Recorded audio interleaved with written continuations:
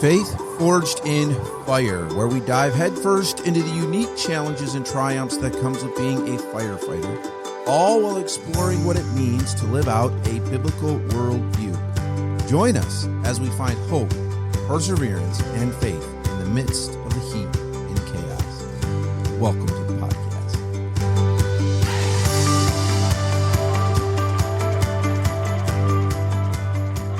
Hello. We are back with Faith Forged in Fire. How are you, Rich? Doing well. How are you? I'm doing pretty good. Hey, I had a really cool opportunity the other day. So I just want to share it before we jump into our topic today. It seems like lately you and I have made several trips to the hospital driving the ambulance. Yes. And I got that opportunity the other day. And the cool thing about it is, well, this isn't the cool thing. The uncool thing is where we live. It's, at least for me, a little shorter for you, but for me, we're talking about a 40-minute trip, right? So that's not, and then you got to drive all the way back. It really cuts into your day, but that's okay. That's part of the job. There are times when we just end up having to do that. So, sure enough, we had an accident. Paramedic says, "Hey, you drive." Okay. So, off we go. But the really cool part was, you also get a 40-minute drive all the way home, right? So on the way home, kind of leaning in the window, talking from the back of the ambulance to the front of the ambulance, we had a whole conversation about theology. So nice. That was really cool. Not something I get to do all the time, but that was a lot of fun. That's great. So, yeah. Yeah, what a coincidence, because I drove the Boo-Boo bus yesterday. Yeah. And I'll let you know that it was 19.2 miles from where we took off to the destination. And I chatted with a paramedic that was on that truck, and he's interested in jumping on the podcast too. So, well, there you go. Yeah. It seems to be a profitable week of driving the ambulance, huh? If there's any profitability in it, yeah. Sorry for the people who are having a worse day than us. But Right. Yeah, it's a lot different than driving a fire truck. That it is. Yeah. And it's a long drive when you live. We're both rural firefighters, so there is not an easy way to get there. No. Not a quick way to get there. It's easy unless there's construction for us. Yeah. Yeah, it's not difficult to get there, but just not quick. No.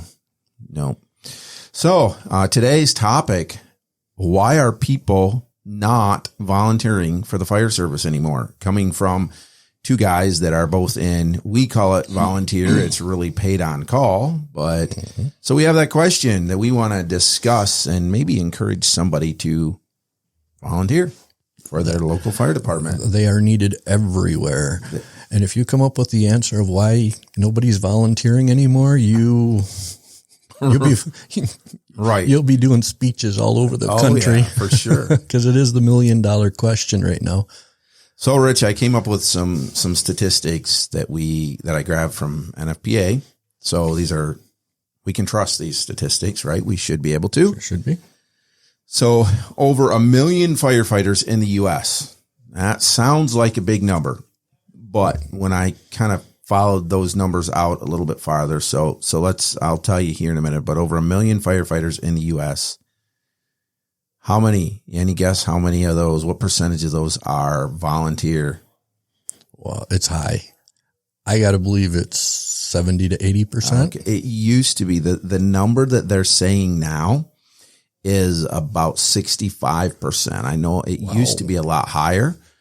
676,000 of those million are volunteer firefighters. That number dropped by about 11%. So there you go. You know, it was up there, but unfortunately, at least in our department, in my department, a lot of the guys are getting older, but we're not bringing the amount of people retiring is far greater than the amount of people coming in. Right. So that's why it's dropping everywhere. But here's the number that really put this into perspective for me. The population of the United States, 340 million.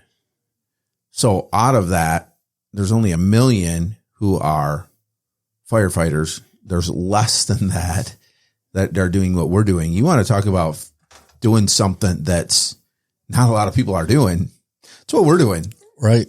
And it's pretty crazy. If you think about it, just the life that we live as a volunteer firefighters. I know there's going to be career firefighters that are on here and that have strong opinions about volunteer firefighters. Jason and I, when we were, you can go back if you want to listen, you can go back somewhere and find it. We've done podcasts on that. I think this is going down a rabbit trail, and you can jump in here anywhere you want. I think that we have brought that on ourselves as volunteer firefighters. I would agree. The strong opinions that career firefighters have. Because I also see that, like if you're a career firefighter, you've got time, not every day, but every shift to train. Right. And a lot of us are only getting training once, maybe twice a month. Right. And the volume of calls that a career firefighter runs compared to what we run. I always say it this way. We're running the same stuff. They're just running it more often. Right. And then, they have far more resources. I mentioned in our first podcast that you and I did together that I'm now the chaplain for the Grand Rapids Fire Department, which is the second largest fire department in Michigan. And the training and the resources and everything that they have down there is just ridiculously far more than what you and I have access to, which has been great for me because now I kind of can have some training and opportunity there. But a lot of it, it's between the fact that we've got full-time jobs and our families and all that. A career firefighters usually will train on the job. Mm-hmm. So there's a lot involved there. But I think that in my opinion, as volunteer firefighters, we could do more to do and we do often. There's volunteer fire departments that I'm like, I wouldn't want anything to do with them.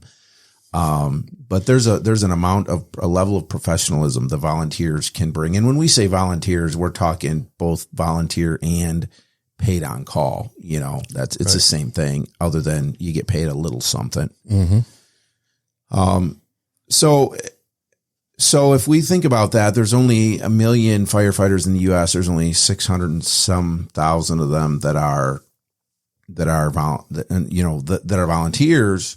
We obviously need more. So what do you think, Chief, as you sitting in charge of a department responsible for hiring, recruiting? What do you think? I'm going to go over a couple of things that I've got here, but I want to hear your opinion as chief. Why is it that we're struggling to fill rosters all over the country? That's a good question. I think the level of dedication isn't necessarily there anymore like it used to be. For me, it was something I always wanted to do. Mm-hmm. If you want to call it a calling, that's one thing, but it wasn't like a strange area for me. I had an idea that if you go on a structure fire at 2:00 in the morning, you're probably going to be late for work. Right.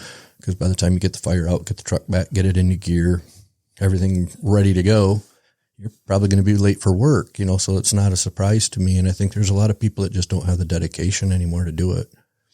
Well, and maybe what you said is part of it too. We see people who join and then they don't last very long.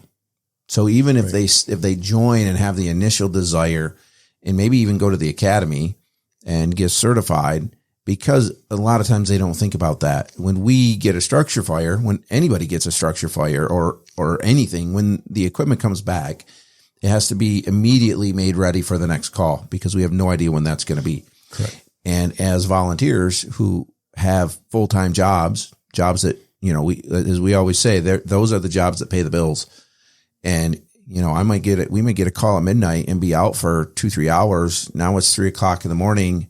You're tired. You've got to work all day. And really you just want to go home and try to get an hour or two of sleep. Or some guys at that point, they're getting up anyways. Yep. But now you got to do what nobody really thinks about when they join the fire service is now we've got to take all the hose that we just drug through all the soot and the mud and the dirt and everything. And we've got to wash that and hang it and get it drying so it doesn't get ruined. Then we've got to put water in the trucks and we've got to make sure that all the air bottles are filled. And we've got to make sure that the packs or the masks are clean and ready to go. And we've got to make sure that all the hoses on the truck, like this could be another hour or two added to the call. Depending on how many people show up. Right. There's times that I've only got 4 or 5 people And if you know what you're doing and you're good, and you don't have to instruct people, how to do things, it can go pretty quickly. But, it's not like TV. When the structure fires out on TV, they break, they take a break to a commercial. And when you get back, the truck is miraculously all backed in and the guy's gear is clean. They're ready for the tones to drop at any time again. And it's not really like that in the real world. That would sure be nice though, wouldn't it? Oh, it'd be fabulous. Although, let me say this. I find that those are some of the most fun times. Granted, we bond on the fire scene when everything's going crazy or whatever. When you're on a scene and it's intense, that's where a lot of the bonds are built. Mm-hmm. But there's a certain amount of bonding and just fun that takes place when you're back at the station. Part of it is because, you are tired. Even if it's in the middle of the day, you just worked hard. Right. So you're tired. So there's just a level of kind of people just goofing around, having a good time that is. And then when you're done, what generally happens is you're like, when you get there and you have to load the truck, you think, I just want to go home and go to bed. Then you get the truck loaded. And what happens? Normally stand around and talk for a half hour, 45 minutes. Exactly. Yeah, exactly. But you're right. Because, at that time you're not on a call, so you don't have to be on your A game. Right. And you're not at training, so you don't have to necessarily be paying close attention. Right. Hopefully you're paying close attention to what the instructor's doing or doing the actual training. So it's kind of a downtime. Right. I mean, it's not that difficult to wash hose or wash a fire truck or, change bottles and packs and those kind of things. So it is a little bit more laid back, gives you time to be a little more lighthearted. And I've probably gotten more wet back at the station, putting a truck back together from guys fooling around with the water hose in the station. You mean when the garden hose accidentally gets out of hand? Accidentally. Too much pressure on the nozzle, we call that. Yes, yeah. Exactly. So, but there's so much involved. What about this? So I look back on the year that it took me, by the time I went through medical class and the fire academy, I just looked because I was curious. I didn't really remember the amount of time. When you recruit somebody into the fire service, for one thing, now you're asking them to get up in the middle of the night, drop what they're doing and run a call, whatever. Mm-hmm. That's a big commitment. But you're also asking them to put in 300 hours. So you have how many people at the fire academy right now? Two. I've got two. Okay. Yep. So they're going to sit in class. It's about 9 months. Yep. Starts the beginning of October and they graduate, I think, the end of April. Yes. 300 hours at their academy. Twice a week and some Saturday. That's a big dedication. That's a massive dedication. Mm-hmm. So I would work. It was Monday, Tuesday. They said here Monday, Tuesday. I thought sure we were Monday, Tuesday, or Monday and Thursday. I thought sure we were Monday, Tuesday, Thursday. I actually think we were when I went. So you would work all day at your job, and then I'd quick change and grab something to eat while driving, and hurry to the academy. Hurry home so you could take a shower maybe and grab another bite to eat and see who's living in this house that you come home to. Yep. So I think that's part of it. That's a massive. And then on your end, at least maybe you can say, because you probably paid the bill, but from what I looked up at the academy that you send, the Northern Kent County Academy, $700 a person.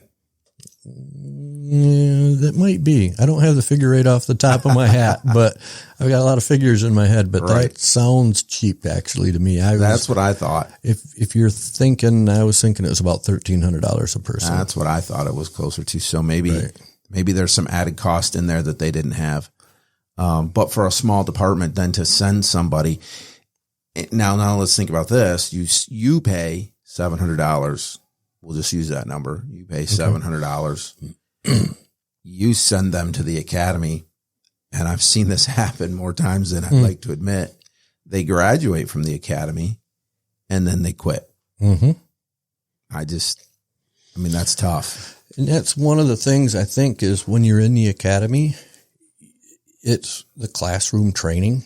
So you know that you're responsible to be there from, say, 6 o'clock to 10 o'clock on Monday and Thursday. You know, once in a while you get out of class early. You might get out of class a half hour late. And then when you get out of the academy, you come into what I lovingly call the real world. And then you get that 2 o'clock in the morning house fire, and you don't know when you're going to get home. You might be home in an hour because you might get there and it might be a false alarm or a wood stove in the back of the house. You just don't know. Right. Yep. Today I had a call sitting here in my office, studying, getting ready for Sunday, studying my sermon. Tones dropped for an accident at 1:15, and I got home. I got back in the office right around 4:30. Mm-hmm. Whole afternoon gone. Or the other day, respond to an accident. Now I end up driving the ambulance, so 40 minutes each way, plus 20 minutes, a half hour at the hospital. You know, the time that was a couple hours out of my day. So there's a significant commitment there that I don't think people really want to make. Well, and that's what I've been trying to do is, you know, if we hire a guy, I try to get them, I try to not shove them right into EMS class or the fire academy, because it's not Netflix. You don't get a commercial break. You know, you don't come home. And some of these people don't honestly know that. Right. I mean, and to me, that's flabbergasting. I mean, like, oh, duh. But I've been in the service for a long time. Right. So I knew it going into it. And if these people live next to a fire station, they may also, you know, like, oh, well, the trucks are back, you know, and then they've been working on the truck for a half hour, getting it back together. They've got a little bit of an idea. So I try to get and put that off a little bit, but you have 2 years to get that training in. So it's not like you can put it off a long time. Yep. And let them get some boots on the ground and let them come home at 4 o'clock in the morning after a structure fire and start washing hose and putting things back together. And then when they see in the real world how it really is going, then they have a little better idea of whether or not, you know, is this for me? Because if they're still going like, hey, I'm still really enjoying this, then we can put them in the academy with a pretty good idea that they're not just going to drop out a couple months afterwards.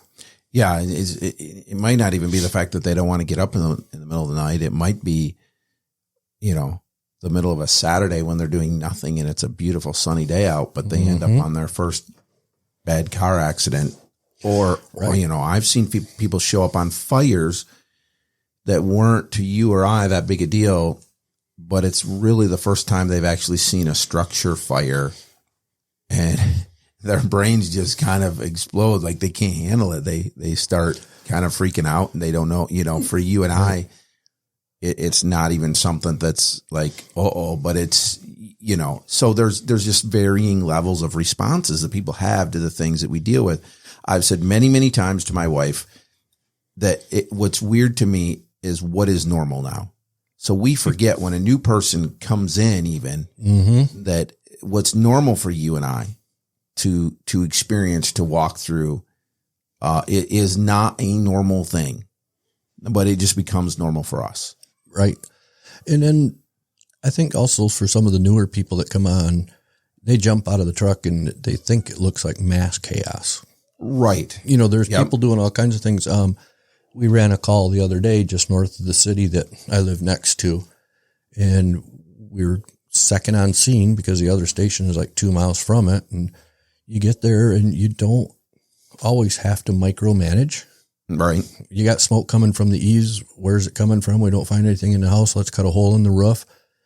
And I'm blessed with the teams that I have, you know, all the surrounding mutual aid departments. I don't have to wonder, you know, does fire department A really know what they're doing? Right. They do. Right. And if you were a rookie and you're watching this and you're going like, whoa, those guys just threw a ladder up there and they're cutting a hole in the roof, you know, wonder why. Yeah. You know, so, and that comes with experience. Well, I remember the first medical calls I ran, just listening to you guys ask the questions you asked. I was like, whoa, how do they know this stuff? And now, you know, show up on scene and pretty quickly can go, oh, I better step this up a little bit. This could go a wrong way, or, oh, this is, you know, we're going to be fine. Right. You know, you just, the more you do it, the more everything slows down. You understand what you've got to do. And again, people, the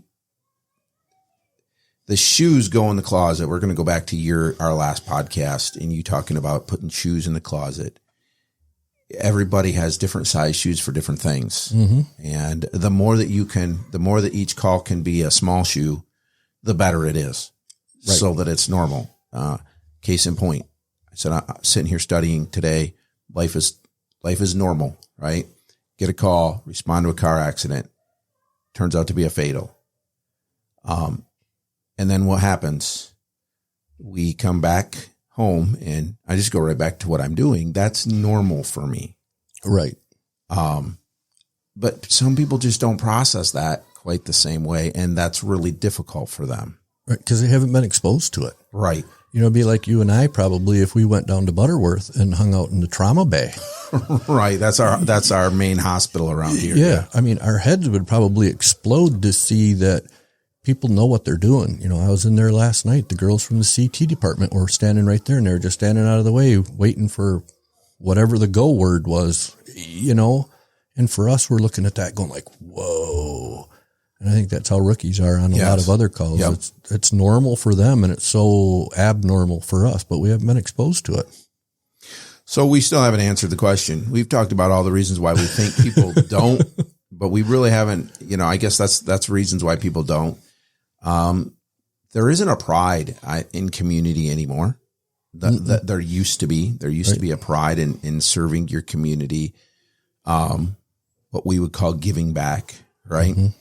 So on this podcast, we speak to whoever wants to listen, but it's called Faith Forged in Fire. So the idea is obviously we want to encourage Christians in their faith, right? And how we walk through that. So that's a couple of different things. You said in our first episode that we want firefighters to listen, but we also want people who are not firefighters to listen. And so I'm going to speak for a minute to people who are not firefighters and give you a couple things the Lord has kind of taught me. And this is my why. This really is. This is my why. Why do I do this? Why do I keep doing this? So Matthew 5:13 says, you are the salt of the earth, but if the salt has lost its taste, how shall its saltiness be restored? It is no longer good for anything except to be thrown out and trampled under people's feet. And we always talk about that as a pastor. We always preach that as bringing flavor, right? We're to be seasoned in this sinful world. We're to bring the good of Christ. But it says here, if you've lost your saltiness, if you're not good for anything, then you're just good to be thrown out and trampled under people's feet. And I studied that out one day and I found out that, have you ever heard the statement, he's not worth his weight in salt? Mm-hmm. Well, that came all the way back from here when Jesus said this, that came from Roman soldiers who were paid with salt. So they had to be worth their weight in salt. When Jesus said you're the salt of the earth, yes, there's a part of us that it's talking about that seasoning, but I think we forget it also is value. The challenge that was to me is, am I valuable, or am I just, so what they would do is take the old salt and throw it out in the road, or basically it would become sidewalks. Like they would trample and it would just harden and that's what they would walk on. Well, I don't want to be that. I want to be useful salt. And I think about this. And so the challenge is, and that I challenge our people in our church all the time is, are you being salt in your community? Are you bringing worth to your community? It's one thing for us to just live in our community, but I believe God would have us as Christians to bring worth, good to our community. Now, I'm not saying everybody has to be a firefighter, right? But I would say go find something that you can do to bring worth to your community. For me, it's the fire department. I have the ability and the joy of bringing worth to my local community, which is one of the things I love about being a volunteer firefighter. I'm running calls on people who live in the town that I live in. They are literally my neighbors. Right. So I get to bring worth in that way. You guys might hear kids. Our studio's in my office at the church, and the place is starting to fill up with kids for our kids program. So if you hear kids in the background, that's why. So one more verse, Chief, for you, okay, that drives me. Matthew 22:37-39, and he said to him, "You shall love the Lord your God with all your heart and with all your soul and with all your mind. This is the great and the first commandment. The second is like it." So it's like it. It's not less than. It's just the same as loving God with all your heart. You shall love your neighbor as yourself. What better way for me to love my neighbor than to get up in the middle of the night and bring water when their house is on fire, or cut them out of a car that they've just wrecked, or, whatever it might be, respond to a medical emergency, whatever is their worst day. What better way to love my neighbor than to be there for them? Yeah, and the neighbor is basically a figure of speech, really. Right. Because we cut a guy out of a truck last night. I never met the guy before. I don't have any idea even what state he was from. Right. So, we put it on the line. The roads were slippery, and we're all out there volunteering, trying to make the place a little bit better. Yeah. Loving your neighbor. It's whoever God puts in front of you. Right. So that's my challenge. Christians who are listening to this, how are you loving your neighbor? How are you bringing value to your community? Maybe you need to walk down or drive down to the local fire department and say, "Hey, how can I help?" Right, because there's a lot of ways you can help. Mm-hmm. I mean, and anybody. You can volunteer at the local library, the fire department, the police, I'm sure, have something for you to do that you don't have to go to college for however long police go. Right. There's all kinds of stuff. There's all kinds of ways to make the world a better place. I got into this having no intent in ever doing the 300 hours plus, right? Because I did medical. All that. I never intended that. I came in as a chaplain.